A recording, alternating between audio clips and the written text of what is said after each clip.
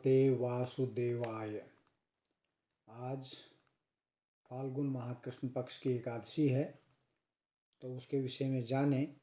उससे पहले आप सभी से विनम्र निवेदन, यदि आपने अभी तक मेरे चैनल को सब्सक्राइब नहीं किया है तो कृपया चैनल को सब्सक्राइब कर लें। साथ में बेल आइकॉन का बटन अवश्य दबाएं, ताकि भविष्य में जो भी वीडियो हो उसकी सबसे पहले नोटिफिकेशन आप प्राप्त कर सकें। तो चलिए चलते हैं फाल्गुन माह कृष्ण पक्ष की एकादशी की ओर। धर्मराज युधिष्ठिर बोले कि हे जनार्दन, फाल्गुन माह के कृष्ण पक्ष की एकादशी का क्या नाम है तथा उसकी क्या विधि है, सो सब कहिए। भगवान श्री कृष्ण बोले कि हे राज राजेश्वर, फाल्गुन माह के कृष्ण पक्ष की एकादशी का नाम विजया है। उस व्रत के प्रभाव से मनुष्य की विजय होती है, उसको विजय की प्राप्ति होती है। इस विजया एकादशी के महात्म्य के स्मरण करने से व पठन करने से मनुष्य के समस्त पाप नष्ट हो जाते हैं।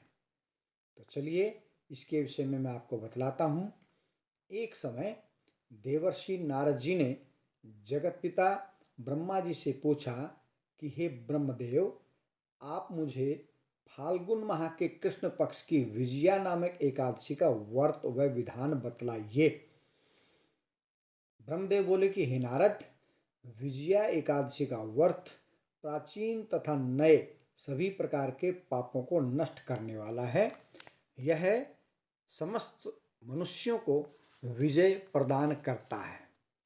त्रेता युग में श्री रामचंद्र जी को जब 14 वर्ष के लिए वनवास हो गया, तब वह श्री लक्ष्मण जी तथा जानकी जी के सहित पंचवटी में निवास करने लगे।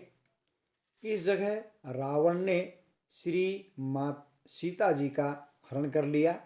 इस दुखद समाचार से श्री राम जी अत्यंत व्याकुल हुए और सीता जी की खोज में चल दिए। घूमते घूमते वे मरणासन जटायु के पास पहुँचे। कुछ आगे चलकर इनकी सुग्रीव के साथ मित्रता हुई और उन्होंने बाली का वध किया। श्री हनुमान जी ने लंका में जाकर के सीता जी का पता लगाया।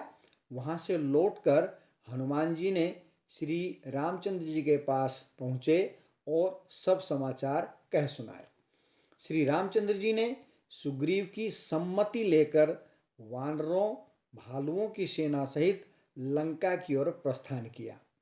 जब श्री रामचंद्र जी समुद्र के किनारे पहुँचे, तब उन्होंने महान अगाध मगरमच्छ से युक्त समुद्र को देखकर लक्ष्मण से कहा कि हे भ्राता लक्ष्मण, समुद्र को हम किस प्रकार पार कर सकेंगे।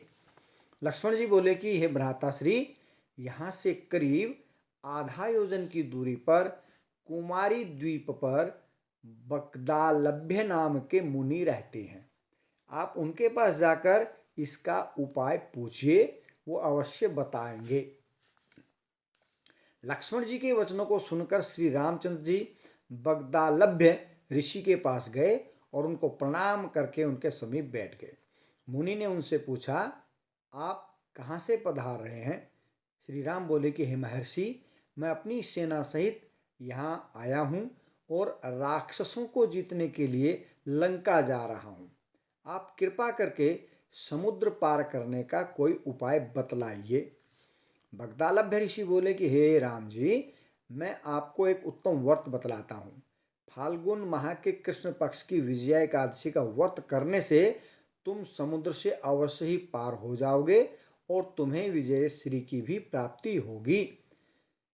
हे राम जी, इस व्रत की विधि यह है कि दशमी के दिन स्वर्ण, चांदी, तांबा या मिट्टी के किसी भी प्रकार से एक घड़ा बनावें।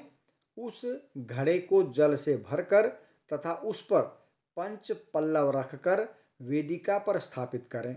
घड़े के नीचे सतनजा अर्थात 7 प्रकार के मिले हुए अनाज के ऊपर उस रख करके उसके ऊपर जौ रखें, उस पर श्री नारायण भगवान की, विष्णु भगवान की स्वर्ण प्रतिमा स्थापित करें। एकादशी के दिन स्नान आदि नित्य कर्म से निवृत्त होकर धूप दीप नैवेद्य नारियल आदि से भगवान की पूजा करें। उस दिन भक्ति पूर्वक घड़े के सामने व्यतीत करें और रात्रि को भी उसी तरह बैठकर जागरण करते हुए समय व्यतीत करें।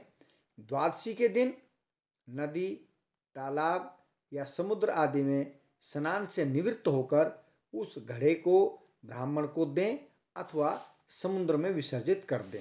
हे राम, यदि तुम इस व्रत को सेनापतियों के साथ करोगे तो अवश्य ही विजय श्री को प्राप्त होगे और साथ में समुद्र भी आपको रास्ता देगा। श्री रामचंद्र जी ने विधि पूर्वक विजया एकादशी का व्रत किया और इसके प्रभाव से उन्होंने दैत्यों पर विजय प्राप्त की। इसलिए हे राजन, जो मनुष्य इस व्रत को विधि पूर्वक करेगा उसकी दोनों लोकों में विजय होगी। श्री ब्रह्मा जी ने नारद से कहा था कि हे पुत्र, जो इस व्रत का महात्म्य सुनता है उसको वाजपेय यज्ञ के फल की प्राप्ति होती है। तो ऐसी ये महान एकादशी रामायण काल से जुड़ी हुई है और राम जी ने लंकापति रावण पर विजय प्राप्त की और उस युद्ध के विषय में कहा जाता है न भूतो न भविष्यति, अर्थात ऐसा युद्ध न कभी हुआ है और न भविष्य में होगा। तो आप सभी को ऐसी विजया एकादशी की हार्दिक शुभकामनाएं।